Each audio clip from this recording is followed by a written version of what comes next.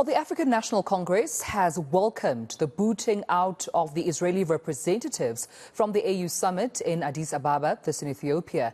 The governing party says Palestinians continue to suffer at the hands of Israeli forces. And the party further says it's against the AU granting Israel any observer status. So let's discuss this more with the party's deputy national spokesperson, that's Hope Papo, who joins me this afternoon to take this discussion forward. Hope, thank you so much for your time. And good afternoon to you. First, let's start here before we get into your views. What do you think was the intention behind Israel coming to the 36th sitting summit of the AU? Do you think there was an agenda there by the Israeli representatives coming to the AU summit? Good afternoon, and to the viewers of eNCA. Our view is that the decision by Israel to even ask for accreditation as observers was incorrect.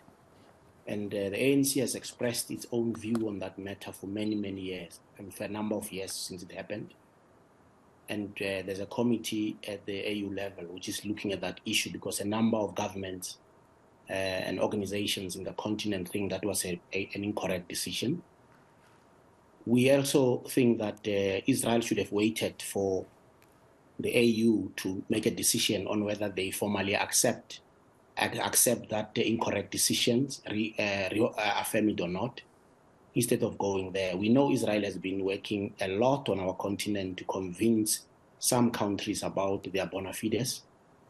Our view as the ANC is that the relationship with the Palestinians have to be sorted out. Palestinians must live in their own country, side by side with Israel.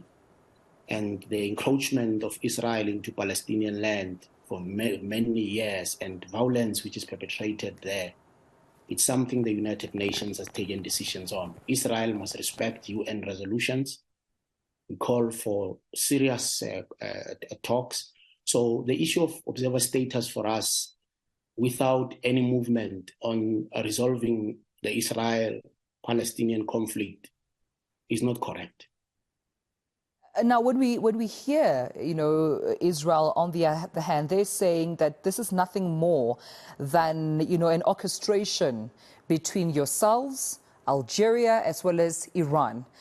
This, of course, when we saw their senior diplomat there, Sharon Ban-Lee, Israel's Foreign Ministry Deputy DG for Africa, being escorted out. It's almost alluding that it was nothing more sinister by South Africa, as well as two other countries, Iran and Algeria.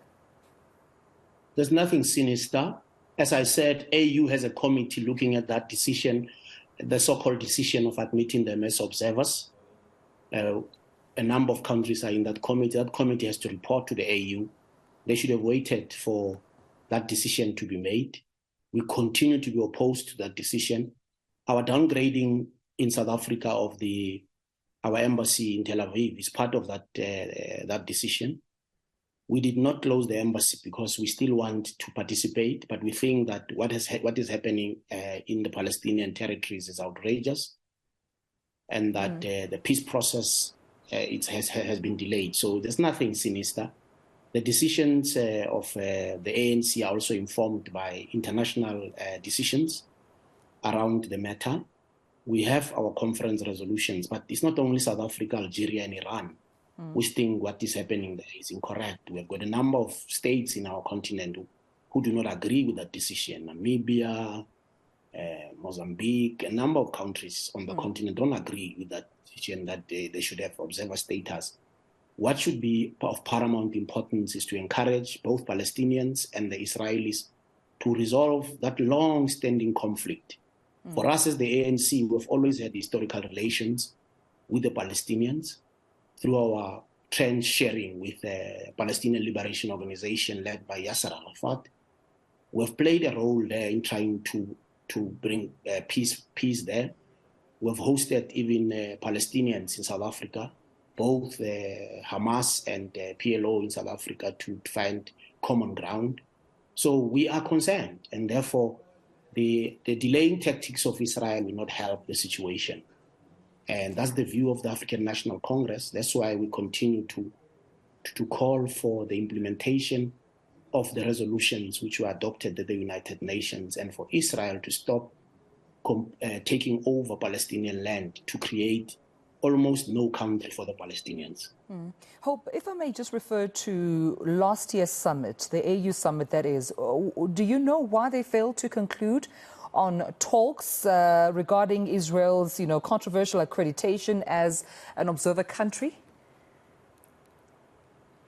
Obviously, that decision was not taken by heads of states. It was taken within administration of AU, hence the objection of a number of heads of states for that decision being taken.